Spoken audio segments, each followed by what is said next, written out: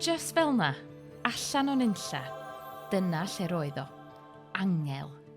Roedd Mair wedi dychryn am ei bywyd. Helo, hogan lwcus, mae Duw gyda ti. Paid â bod ofn, meddai wrthi. Mae hyn yn beth da. Rwy ti wedi plesio Duw, ac mae o am wneud rhywbeth arall fydol i ti. Byddi di'n geni hogyn bach, a byddi'n ei alw yn Iesu. Mi fydd o'n arall fydol, a deud y gwir, bydd yn cael ei alw'n fab Duw. Roedd hyn i gyd yn swnio'n rhyfeddol, ond roedd gan Mair un cwestiwn ymarferol. Ymarferol iawn. Roedd Mair wedi dyweddio efo dyn o'r enw Joseph ac yn edrych ymlaen at ei briodi. Felly dyma hi'n gofyn yn ddigon teg. Sut fedra i gael babi a finna heb gysgu fo neb erioed? Roedd ateb Gabriel yn llawn dirgelwch. Synodd Mair yn fawr iawn. Daw ysbryd glân Duw i lawr arna ti, a bydd grym Duw fel clogyn drosta ti. Felly bydd dy fab yn sanctaidd hefyd, mab Duw fydd o. Mae'n swnio'n anhygoel, dwi'n gwybod.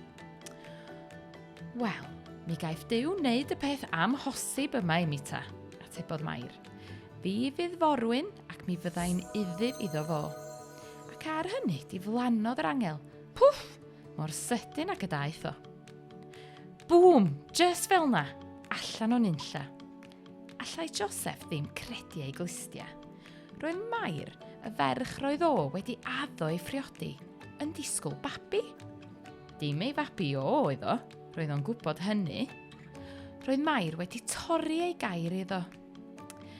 Fasai neb wedi gweld bai ar Joseph am godi cwilydd arni a gwneud andros o ffwst. Ond roedd o'n ddyn da a dyn caredig. Felly penderfynodd dorri'r dyweddiad yn dawel bach. Ond cyn iddo gael cyfle i wneud hynny, bŵm! Daeth angel i weld o yn union fel Mair. Daeth yr angel ato yn y nos mewn breuddwyd. Joseph, medda'r angel, paid â bod o'n priodi Mair. Dydy heb fod efo neb arall. Nerth ysbryd glân Duw a roddodd y babi tu mewn iddi hi. Mi fydd hi'n cael mab bach. Mae Duw am i chi ei alw fo'n Iesu. Pan ddeffrodd Joseph, mi wnaeth o'n union fel yr oedd yr angel wedi dweud a phriodi Mair. Ond wedyn, bŵm! Rhywbeth arall hollol annisgwyl. Surprise arall.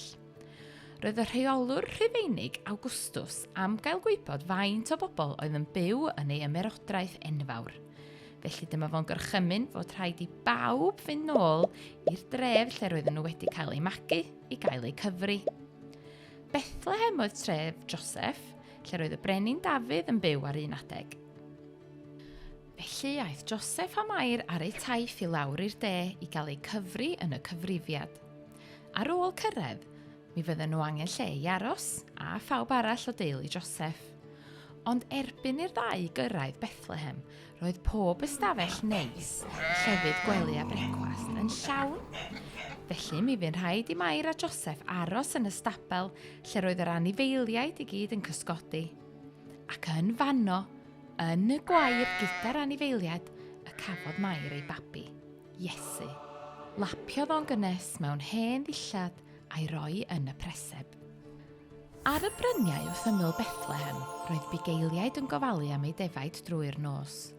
Roedd bob man yn dawel, heblaw am ambell gysglyd.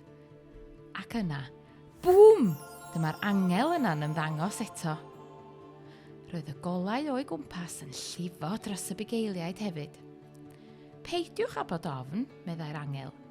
Heddiw, ym Bethlehem dinas Dafydd, cafodd eich achubwr ei eni. Bŵm! Ymunodd llond yr awyr o angylion efo fo. Tyrfa, i allu, miloedd o angylion, fel côr o fyd arall. Gogoniant i Dduw yn y nef uwch ben, a heddwch a bendith i'w bobl ar y ddaear. Nociodd y ser syllwyr ar drws y palas Herod, brenin yr Iddewon. Anfonodd brenin Herod y ser syllwyr ddi ffwrdd, felly ffwrdd â nhw gan ddilyn y seren i Bethlehem. Pan stopiodd y seren, a sefyll uwch ben tŷ, roedden nhw'n gwybod mai dyma'r lle. Pan ddaeth y sêr sellwyr i mewn, syrthiodd y tri ar ei gliniau o'i flaen a'i addoli.